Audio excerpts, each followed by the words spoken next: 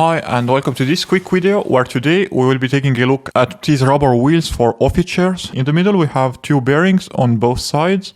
Also on the top here we have a second ball bearing, and this one allows the wheel to pivot around the axis here. And for the rest of the wheel we have this inner wheel made out of a rigid plastic and then a outer wheel that is molded on top in two parts and is made out of a transparent rubbery material that will in theory not leave any marks on hardwood floors. So these ones cost me like 18 euros or around $20. All of the 5 wheels are the same, but you can buy sets that have 2 of the wheels with a locking mechanism so that you can block 2 wheels. And here the axle is like 11 millimeters, so the same size as most office chairs, including the famous Herman Miller Aeron chairs. But the IKEA chairs have a 10 millimeter axle, so you will need to check the size of this dimension here on the wheels of your office chair and then buy the corresponding wheels for your chair.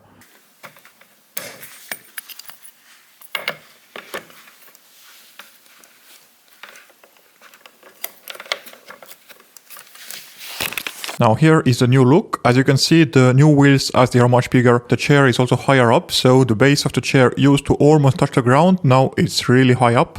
And now, after having used those wheels for over a month, here's what I can say about them.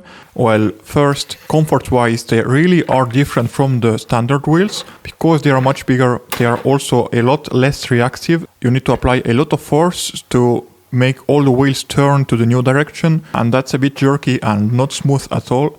Also, because of those little bearings, the wheels are really spinny, and that means that even a slight movement of your body can make the chair move. Here I'm kicking my legs up and down, and as you can see from the video, the chair won't stay in the same place if the ground is very smooth and you have the new wheels installed. Other than that, with the main purpose of installing these wheels being the idea of preserving the floor and avoiding making any damage to it, for that mission I can say that it's accomplished. I don't see any new scratch from the video I took a month ago. So yeah, the rubber is really soft and it's not doing any damage at all to the ground.